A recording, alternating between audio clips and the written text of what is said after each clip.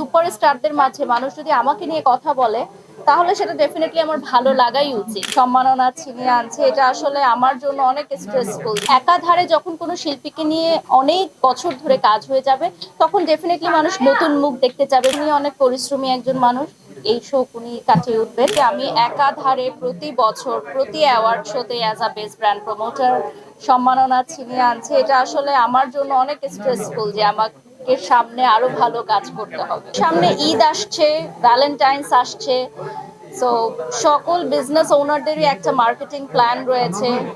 যেহেতু বিগত কিছুদিনে আপনারা জানেন কোভিড সিচুয়েশন, দেন দেশের সার্বিক পরিস্থিতির কারণে বিজনেস একটু ডাউন ছিল। এখন বিজনেস আবারও চাঙ্গা হয়েছে, তো সবাই প্রমোশনের ক্ষেত্রে অনেক বেশি সিরিয়াস এখন। যে যার জায়গা থেকে মানে বেস্ট প্রমোশনাল কাজটি করার ট্রাই করছে।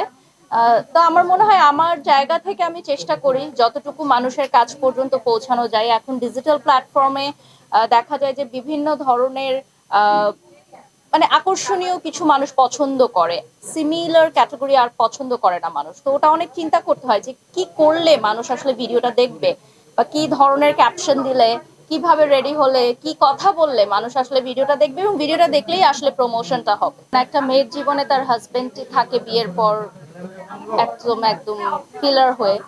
তো আমি মনে করি যে উনি অনেক ভালো মনের একজন মানুষ, পাশাপাশি উনি অনেক পরিশ্রমী একজন মানুষ। এই শোক উনি কাটিয়ে উঠবেন এবং ওনার কাছ থেকে আসলে অনেক মেয়েরা শিখে ইন্সপায়ার্ড হয়। আমারও অনেক কিছু শেখার হয় ওনার কাছ থেকে। উনি অনেক হার্ড ওয়ার্ক করে। সো আমার মনে হয় যে উনি ওনার পরিবার নিয়ে ভালো থাকুক, সুস্থ থাকুক। আহ, দর্শকরা আসলে জানতে চাই বারিশক বা তার যে টিম, গৌতম শাহ টিম, তারা কি ওকে ছেড়ে দিয়ে বুবলিকে নতুন করে আবার পিক করলো কিনা, বা বুবলির সাথে নতুন করে যে কাজের বিস্তর দেখছি আমরা, বা এটার কারণটা আসলে কি? প্রথমত আসলে টিম হয়ে কখনোই কোথাও কাজ করা যায় না। টিম আসলে একটা ভুল কথা। যখন যেই ব্যবসায়িক প্রতিষ্ঠান যাদের প্রমোশন কাজের জন্য যাকে চায় তাকেই নেয়। অনেকেই মনে করে কি শোবিজ ইন্ডাস্ট্রিতে লিঙ্ক লবিং বা গ্রুপিং করে কাজ করা যায়, কিন্তু আসলে দিন শেষে এখন কমার্শিয়াল হয়ে গেছে সবাই। আমাকে লাগলে আমাকেই খুঁজে বের করবে, সেটা যেরকম হোক। আর কেউ কারো রিজিক আসলে নষ্ট করতে পারে না, এটা হচ্ছে প্রথমত। দ্বিতীয়ত হচ্ছে একাধারে যখন কোনো শিল্পীকে নিয়ে অনেক বছর ধরে কাজ হয়ে যাবে তখন ডেফিনেটলি মানুষ নতুন মুখ দেখতে চাবে, ভিন্ন কিছু দেখতে চাবে। তো সেই সূত্র ধরেই হয়তো নতুন মুখদের সাথে কাজ করা হচ্ছে। সামনে হয়তো আরো নতুন মুখদের সাথে কাজ করা হবে।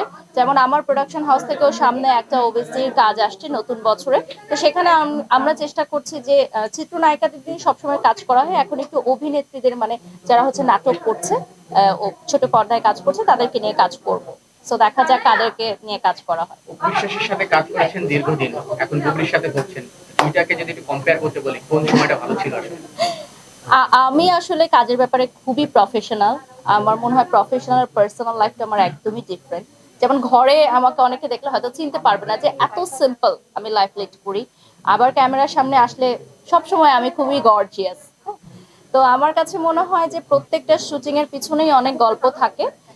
তবে হ্যাঁ, কাজের জায়গা থেকেও ভালো লাগা মন্দ লাগা থাকে।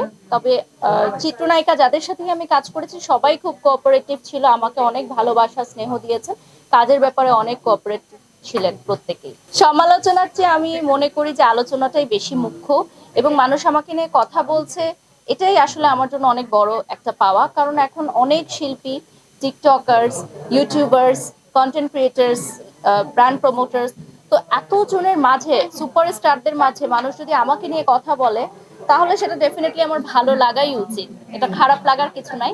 আর মানুষের ভালোবাসার কারণেই কিন্তু আজকে আমি এখানে দাঁড়িয়ে আছি। কেউ না বুঝলেও আমরা আপনার প্রয়োজন বুঝি, আর তাই তো অত্যাধুনিক ফিচার সম্বলিত বিভিন্ন সাইজ আর কালারের 250-টিরও বেশি ডিজাইন অপশন নিয়ে ওয়ালটন স্মার্ট ফ্রিজ বোঝে আপনার প্রয়োজন।